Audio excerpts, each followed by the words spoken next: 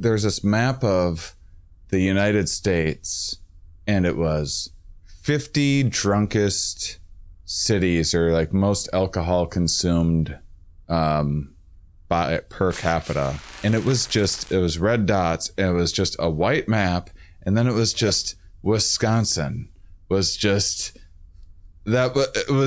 Wisconsin traced out in red dots. Wow. With like a couple other red ones in North Dakota. But Wisconsin has something like 45 of the top 50 alcohol consumption. Wow.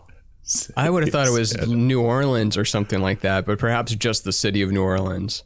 When I was growing up, my hometown of like 50,000 less, more like when I was growing up, 35,000 people, 40,000 people. They had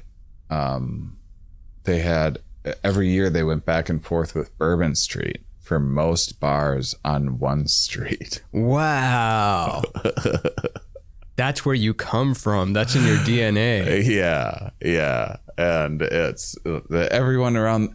When I've quit drinking for years at a time in the past, and people always gave me a hard time. Once this is insane. Once there was, I'm like, gosh, should I even tell this? Well, whatever. People know the story where I'm from.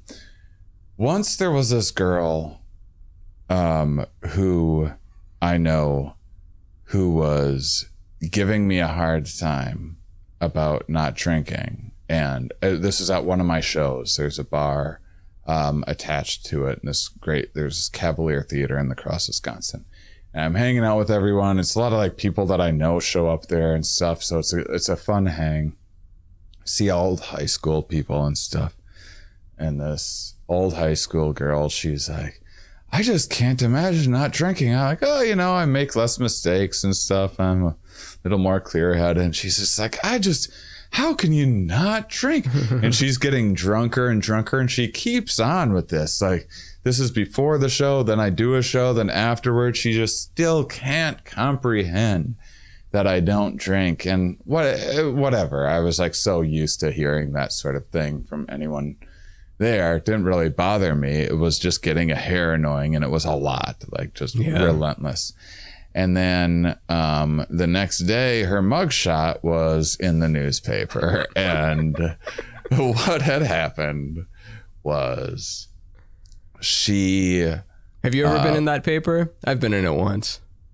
There was a specific Austin real one. paper. This is the real paper. Oh, that's quite an accomplishment. Yeah. Because there's like a DWI mugshot only newspaper. That's crazy. Yeah. That's like such Texas stuff. Mm-hmm. I think that they have that in like some small towns and stuff too. But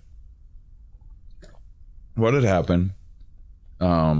She went home with her boyfriend, and I don't know if she was like being slightly annoying or whatever. He felt that way, and he, like, for a joke, locked her out of the house, or they got in some fight or something like that.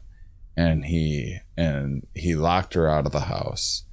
And then she ended up going like around back and crawled through the window.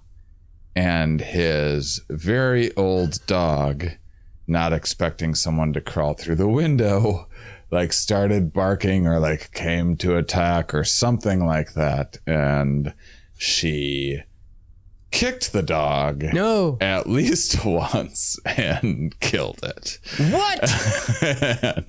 We got a trigger warning this episode. And then was in the paper for killing a dog, like lost her job, like people wouldn't support the business that she worked for and stuff. And she was like, no one in the town has the dog killer. Was it a little dog? Because I didn't know, like, if it's a substantial, like, whatever, golden retriever or something, you probably can't kick it twice. Maybe if you get a perfect shot. It was a very old dog on its last leg. I think it was a wiener dog, if I'm remembering. Oh, okay. correctly. No, you can just, like, nudge it to death or just tip it over, probably. It can't find its way back up. I don't know how hard of a kick it was. I don't know what the intention was.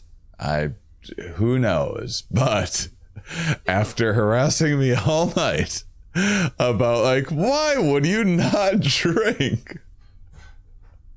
She's in the paper the next day as the dog That killer. must have been so validating, because you probably weren't on board with that at all, but part of you was probably like, maybe she's right. Maybe this is a boring, like, responsible life. What is a life if not to take a few chances and risks and live a little bit?